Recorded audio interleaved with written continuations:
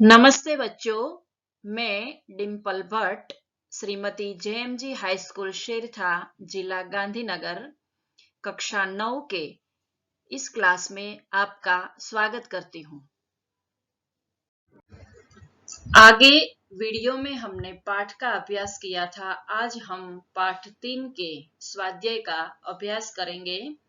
क्या निराश हुआ जाए? स्वाध्याय प्रश्न 1, निम्नलिखित प्रश्नों के एक एक वाक्य में उत्तर लिखिए। 1, आज समाचार पत्र में कौन कौन से समाचार भरे रहते हैं? तो आज हम समाचार पत्र खोलते हैं तो उसमें चोरी, डकैती, तस्करी और भ्रष्टाचार के समाचार भरे रहते हैं। प्रश्न 2, देश का वातावरण आज कैसा बन गया है? देश का वातावरण आज ऐसा बन गया है कि लगता है कि समाज में कोई ईमानदार आदमी बचा ही नहीं है। प्रश्न 3, भारतवर्ष में किसको अधिक महत्व नहीं दिया है? भारतवर्ष ने कभी भी भौतिक वस्तुओं के संग्रह को अधिक महत्व नहीं दिया है। प्रश्न 4, मनुष्य के मन में कौन कौन से विकार है? मनुष्य के मन में काम, क्रोध, लोभ, मोह आदि विकार है। 5, भारतवर्ष किसको धर्म के रूप में देखता आ रहा है? भारतवर्ष कानून को धर्म के रूप में देखता आ रहा है। 6, बस कंडक्टर क्या लेकर लौटा था? तो बस कंडक्टर एक खाली बस और लेखक के बच्चों के लिए थोड़ा दूध, पानी और बिस्कुट आदि लेकर लौट। प्रश्न 2, निम्नलिखित प्रश्नों के दो दो वाक्य में उत्तर दीजिए। 1, लोगों में महान मूल्यों के बारे में आस्था क्यों हिल गई है? तो आजकल हम देख रहे हैं कि ईमानदारी से और परिश्रम करके जीने वाले और अपनी आजीविका कमाने वाले श्रमजीवी और मजदूर पीस रहे हैं। झूठ और फरेब का रोजगार करने वाले फल फूल रहे हैं। इसलिए लोगों में महान मूल्यों के बारे में आस्था हिलने लगी है कि ईमानदारी से जीने वाला आज पीस रहा है। प्रश्न 2, लेखक क्या देखकर हताश हो जाना उचित मानते नहीं है? लेखक यह देखकर हताश हो जाना उचित नहीं मानते कि ईमानदारी और परिश्रम से जीने वाले लोग पीस रहे हैं। ऐसा नहीं है। ऊपर ऊपर जो दिखाई रहा है वही हमारा भारतवर्ष नहीं है। ईमानदारी और परिश्रम के बदले झूठ और फरेब का बाजार हमें दिखाई देता है, लेकिन आज भी मनुष्य निर्मित स्थिति से हताश हो जाना उचित नहीं है। देश के दरिद्र जनों की हीन अवस्था दूर करने के लिए क्या किया गया है? तो देश के दरिद्र जनों की हीन अवस्था को दूर करने के लिए हमारे शासन के द्वारा अनेक कायदे कानून बनाए गए हैं और इनका लक्ष्य यह है कि कृषि, उद्योग, वाणिज्य, शिक्षा और स्वास्थ्य के क्षेत्र में लोगों की जो हालत है उन हालत को, उनकी स्थिति को अधिक उन्नत और सुचारू बनाया जाए ताकि उनकी हीन अवस्था को हम दूर कर सके। 4, कविवर रविंद्रनाथ ठाकुर ने प्रार्थना गीत द्वारा भगवान से क्या याचना की है? रविंद्रनाथ ठाकुर ने अनेक प्रार्थना गीत लिखे हैं। उनमें से उनके एक प्रार्थना गीत की यहाँ पर लेखक ने बात की है कि उन्होंने भगवान से यह प्रार्थना की है कि संसार में केवल नुकसान उठाना पड़े, धोखा ही खाना पड़े तो भी मैं विचलित न हो जाऊं, और ऐसे अवसर पर भी हे प्रभु मुझे तुम ऐसी शक्ति दो कि मैं तुम पर शंका न करूं। निम्नलिखित प्रश्नों के उत्तर 5-6 वाक्यों में लिखिए। 1, लेखक का मन क्यों बैठ जाता है? इनका जवाब पहले ही परिच्छेद में दिया गया है कि जब भी हम अखबार पत्र खोलते हैं तो उसमें चोरी, डकैती, तस्करी और भ्रष्टाचार के समाचार भरे होते हैं। एक दूसरे पर आरोप और प्रत्यारोप का वातावरण फैला हुआ है। राजनीतिक दल ऐसे लोगों के कारण ही टिके हुए हैं। ऐसा लगता है कि आज देश में कोई ईमानदार आदमी बचा ही नहीं है और सब लोग एक दूसरे को शंका की दृष्टि से, संदेह की दृष्टि से देखता है और जो जितना ऊंचा पद पर है उतना ही अधिक दोषी दिखाई जाता है। सब लोग अपने स्वार्थ में बंधे हुए हैं, सबको अपने ही हित की पड़ी हुई है। देश के हित के बारे में बहुत ही लोग कम सोच रहे हैं। देश और समाज की ऐसी हालत को देखकर लेखक का मन बैठ जाता है, यानी लेखक का मन उदास हो जाता है।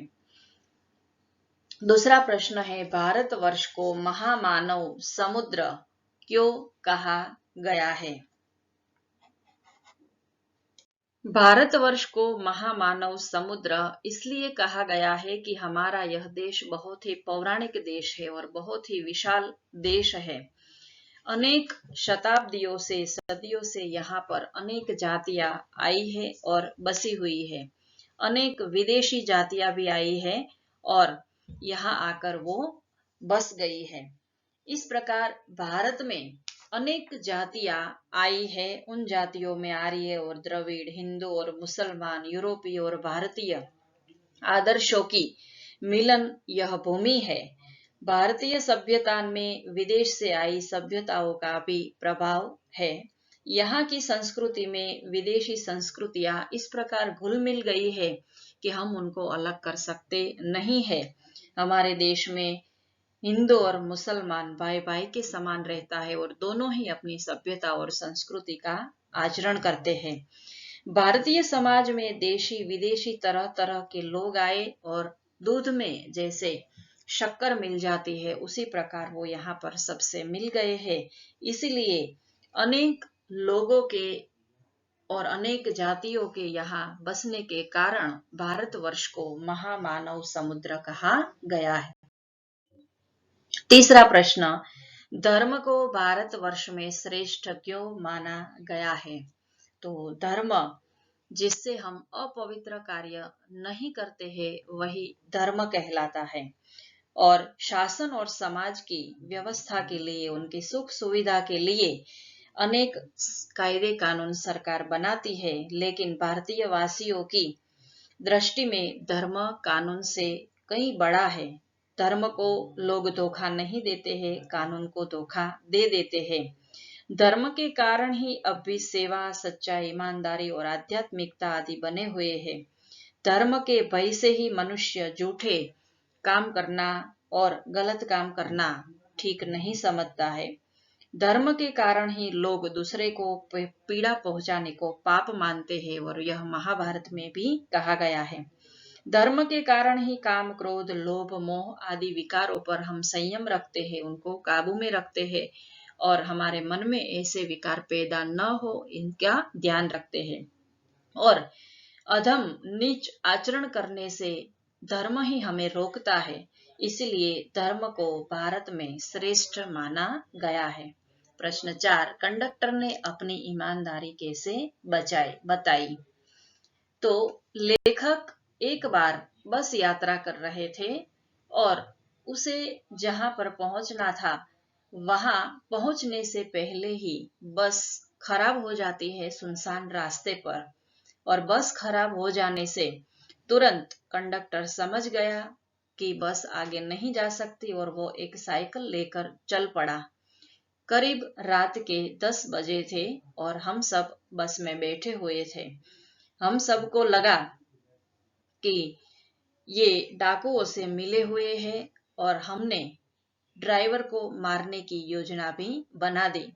यात्री बस ड्राइवर पर अपना क्रोध भी उतारने लगे। लेखक के बच्चे भोजन और पानी के लिए व्याकुल थे, रो रहे थे और यात्री सब जो है वह ड्राइवर को मारने के लिए तैयार थे। उसे पकड़कर एक कोने में बिठा रखा था।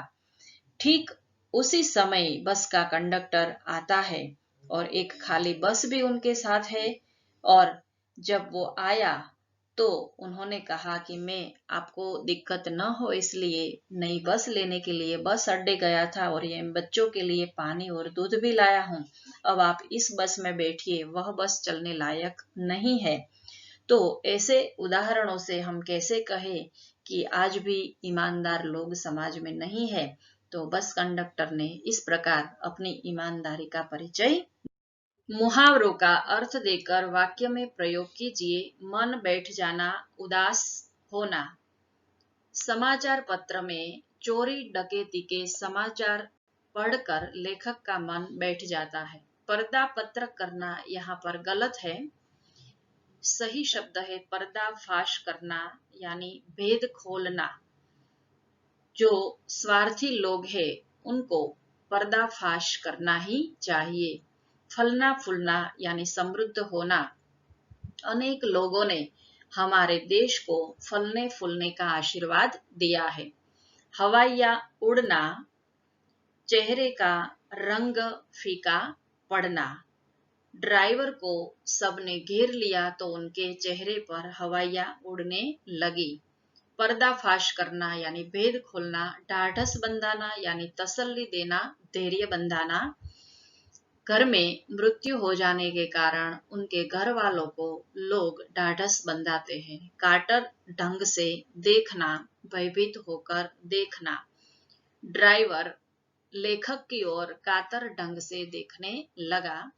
शब्द समूह के लिए एक एक शब्द दीजिए। धर्म से डरने वाला, धर्मभीरु। मिलन की भूमि, मिलन भूमि। और सुख देने वाला, सुखद। और एक और है पुराने ख्यालों वाला, तो दकियानुसी। विशेषण बनाइए। भारत का भारतीय, समाज का सामाजिक, क्रोध का क्रोधी, समय का सामयिक और धर्म का धार्मिक।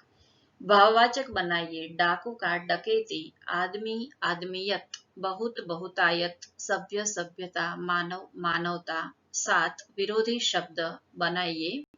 ईमानदार, बेईमान, भ्रष्टाचार, सदाचार, आंतरिक, बाह्य, सबल, निर्बल।